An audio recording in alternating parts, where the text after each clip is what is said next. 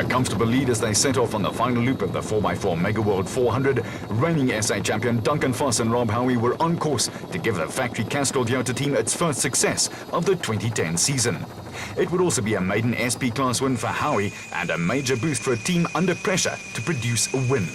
But the pair were not yet out of the woods. Just before the service point, the Toyota picked up a misfire after a water splash, but Foss has a knack of making the most of awkward situations.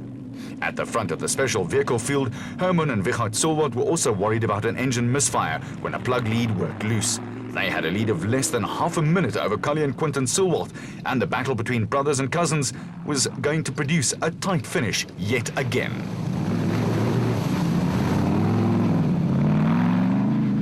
Nardus and Louis Alberts were still third on the road among the special vehicles, but would later be penalised for deviating from the route. That would drop them down the pecking order, with Jimmy Zars and Stefan Kutsia scoring their first podium finish in the Cobalt Racing Porter.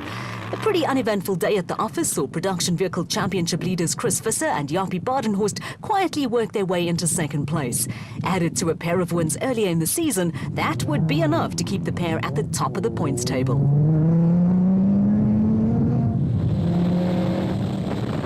The penalty imposed on Nardus and Louis Alberts lifted Nick Harper and Kevin Hume into fourth overall in the special vehicle category. It had also been a pretty uneventful day at the office for Harper and Hume, who started the day 10th among the specials. Behind them, more trouble for Anthony Taylor and Robin Houghton saw the RFS BMW of Hannes Grobler and Henny Tersteege quietly slip onto a podium finish among the production vehicles. Patience, when the dust factor was at its worst, was the key to their success. Any hopes Anthony Taylor and Robin Houghton had of ending up on the podium in the second of the Team Castrol Toyotas disappeared via another puncture and an overheating problem. The troublesome temperature gauge saw them start short shifting, and it was while changing the wheel after their third puncture that Grobler and Tersteege went past them. It was another disappointing outing for Taylor and Houghton, who have not been able to convert opportunities into race wins. By contrast, brothers Brett and Steve Parker came up with another fine performance to clinch a special vehicle category top 5 finish in the Porter. There was also a top 5 finish for George Barkhuizen and David van Wyk in the AIM Toyota, who earlier in the day were involved in a terrific dice with Mike Whitehouse and Matthew Carlson in their Regent Racing Nissan Navara. While Whitehouse and Carlson slipped down the order, teammates Terence Marsh and Bucks Carolyn eased their way into 6th with a sort of steady display that is a trademark of former SA Special Vehicle champion Marsh. The steady approach is also starting to produce results for young Pretoria crew Christian de Plooy and Henk Janssen van Vieren in the RFS Toyota Hilux. They ran into a few problems on the Donaldson prologue, but followed up that disappointment with a very solid race.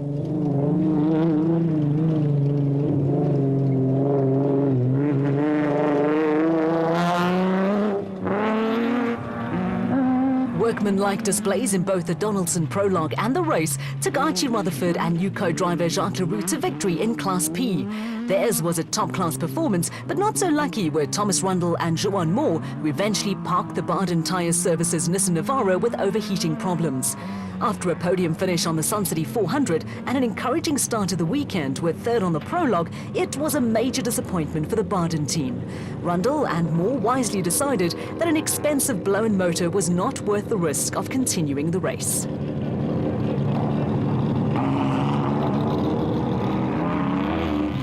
After a disappointing prologue that saw them start 28th among the special vehicles, the Pretoria pair of Johan van Staden and James Rousseau came up with an impressive fight back in their Atlas Copco bat. It took them into second in Class P and ensured they would stay second in the overall championship to maintain a healthy lead in the class title race. While some local kids took the opportunity for a little showboating, Free State crew Lodebrain and Rian Greiling were putting the finishing touches to another solid performance in the Rubicon Ford Ranger.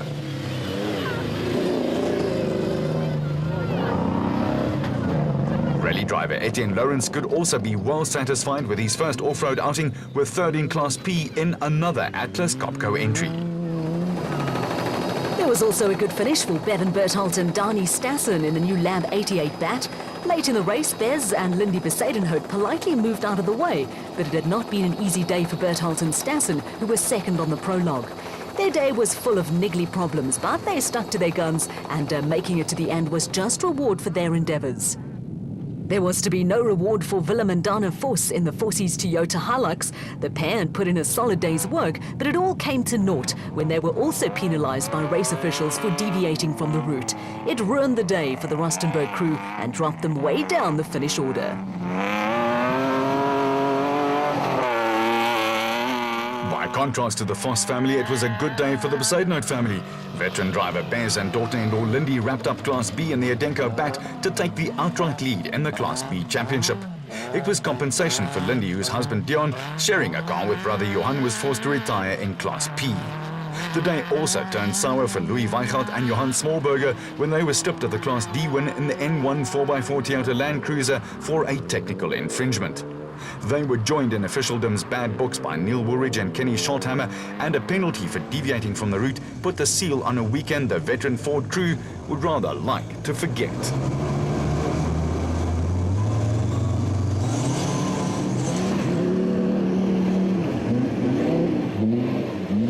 A broken gearbox on the prologue confined Woolridge and Scholthammer to the mass start, and after spending the day fighting their way through the field, a stiff penalty was the last thing they needed. It was a far better day for Botswana driver Keith Du Toit and veteran Lesotho co-driver Ashley Thorne, who salvaged another good finish in the White Star Racing bat.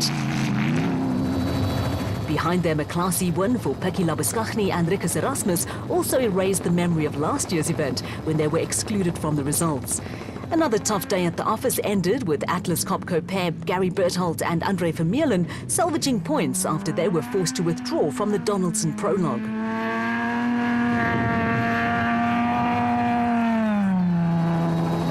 It also turned out to be a good day for the 4x4 Mega World squad, with Hein Moorman and JD Wolfhard second in Class E in another Toyota Hilux. Moorman and Wolfhard did teammates Labuschagne and Erasmus a favour by coming in ahead of championship leaders Lance Woolridge and Ward Huxtable in the Team Ford Ranger. The pair led the championship with a reduced majority, with the 4x4 Mega World and Ford crews now having each won twice this season. It sets up an interesting battle between the two teams in the 3 remaining races in 2010.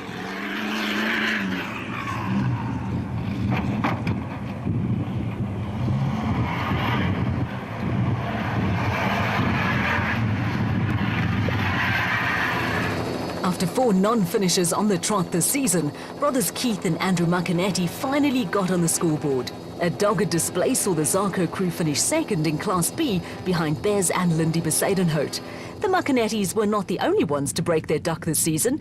Nick Gosler and veteran co-driver Richard Carolyn also picked up their first points of the season in the Men's Health International Zarco.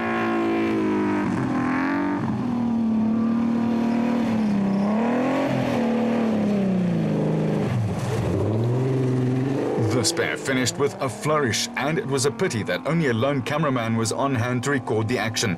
Of such moments, history is made.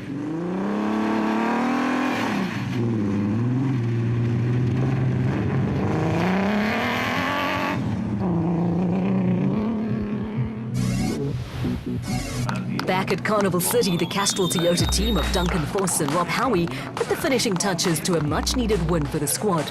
Only seconds behind the Toyota were Herman and Richard Zumwalt, who finished just 24 seconds ahead of Cully and Quinton Zumwalt in the special vehicle category.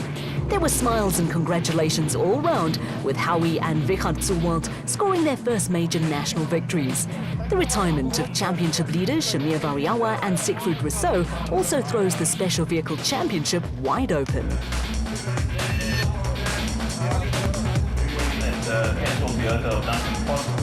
Championship leaders Chris Visser and Jaapie Baardenhorst were second across the finish line in the production vehicle category, with a delighted Hannes Schrobler and Henny ter Steege giving the RFS BMW its first ever podium finish in only its 3rd outing.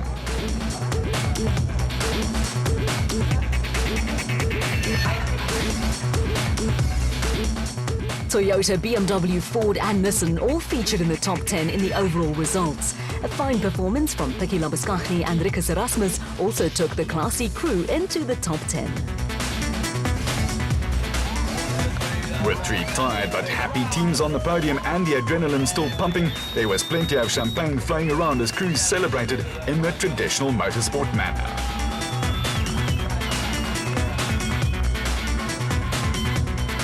We've been with Toyota now since the beginning of this year, and you know, the hard work and the dedication of the team is starting to pay off, and you know, we're back. The pace is there, and today you saw by the result we got. So it's nice to be competitive and to know that we're in a position to win the race, every race that we compete in. A unique double for the Silwald family, with only 24 seconds separating the two father and son teams. 3 Class B teams also made it into the top 10.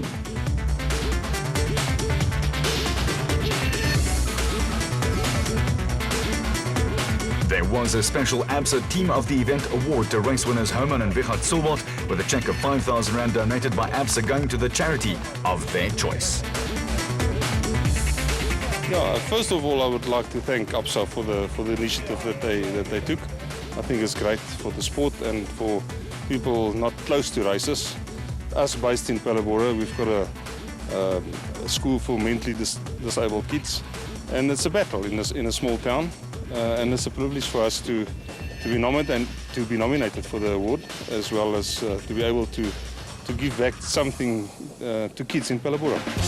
Next up in the ABSA Off-Road Championship, the Toyota 1000 Kalahari Botswana Desert Race from the 24th to the 26th of September. Catch all the action right here on Supersport, your world of champions.